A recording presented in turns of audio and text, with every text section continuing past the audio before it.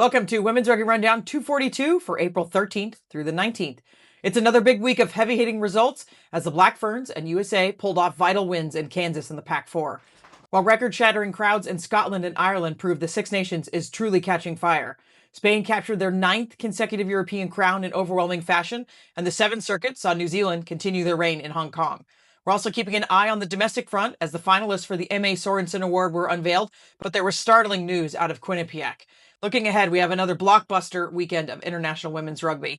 I'm Wendy, here to bring you the latest in women's rugby news. This is your Women's Rugby Rundown, and we're about to kick off. We'll start with international sevens news. The Black Ferns have once again verified their status as the gold standard of the circuit, outlasting a relentless Australian squad 19-14 to hoist their 6th trophy of the campaign in Hong Kong. Their ability to maintain composure under intense pressure again and again continues to be the difference maker as they secured yet another tournament victory. France demonstrated their efficiency by grabbing the final podium spot with a convincing win over Canada, while USA showed true grit to suppress a late Japan comeback and finish in 5th.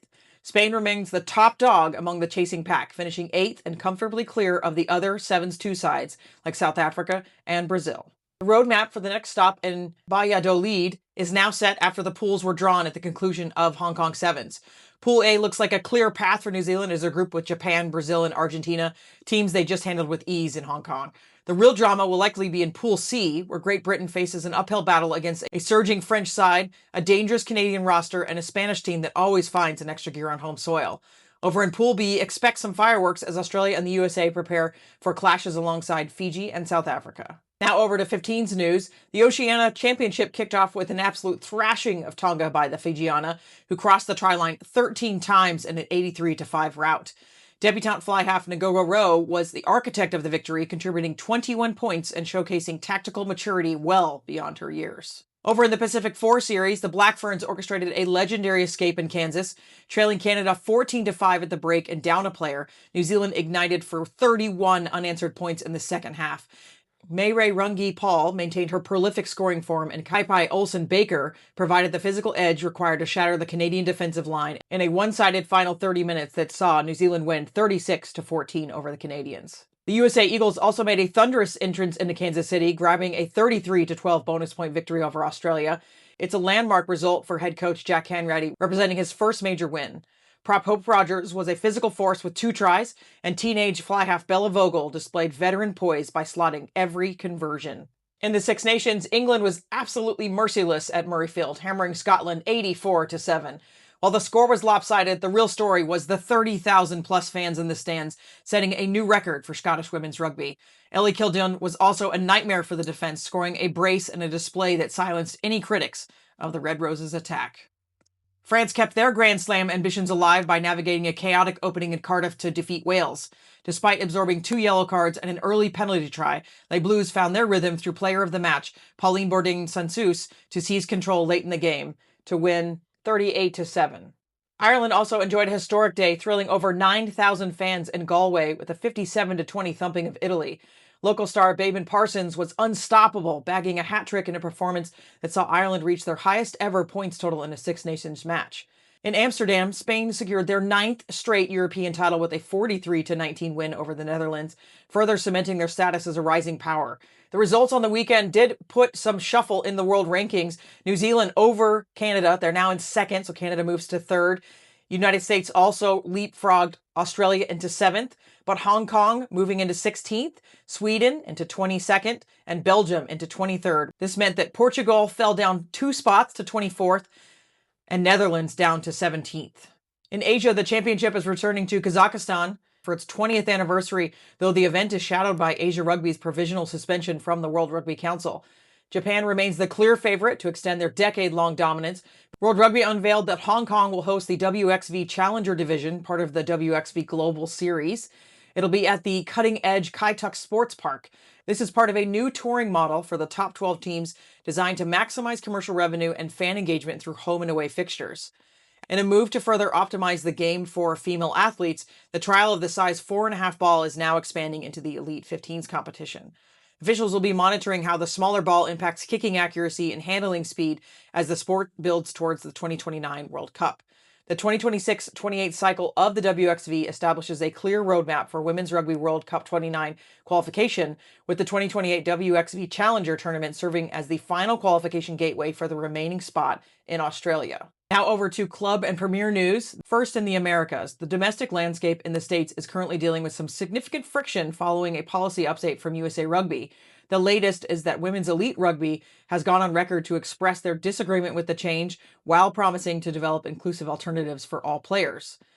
As a vocal opponent of this policy, we are a lead announcer for the league, and so we view this public acknowledgement as a necessary first step, but we feel that many in the community are hurting and facing difficult transitions, so we remain committed to listening to our mates and working with Rugby for All to continue ensuring the future of the sport stays truly accessible for everybody. In USA Club, the Super Regionals will kick off this weekend, Pacific and Gulf Coast. Pacific is first in Las Vegas, April 24th, and then the Gulf Coast Super Regional will be in Austin on April 25th. We do know you can watch the Gulf Coast Super Regional on the Texas Rugby Union YouTube, but we haven't heard streaming details for Pacific, so if you've got those, shout them out in the comments. The following weekend, the Northern teams head to Chicago, while the Atlantic brackets will converge at Niagara University on May 2nd. The Atlantic field is now finalized following key championship results. Frederick claimed the D3 Capital title with a 25-7 win over DC Revolution, and Severn River secured their position with a decisive 34-7 victory over James River in Capital Women's D2. We are waiting on the USA Club Competitions Committee to confirm the seeds that we've shared on social media. We feel like they're right, but we'll wait for their final confirmation. National Collegiate Rugby has landed a monumental partnership with Whoopi Goldberg's all-women's sports network to broadcast the CRC Sevens final to a potential audience of 1 billion people. This massive increase in visibility comes as the brackets were finalized for the 64-team tournament at the Maryland Soccerplex, where Brown University is chasing a historic four-peat in the Premier Cup. Other programs to watch include Northeastern and Coast Guard, who are both looking to defend their respective national titles, and Endicott, who enters as the top seed in Division 3.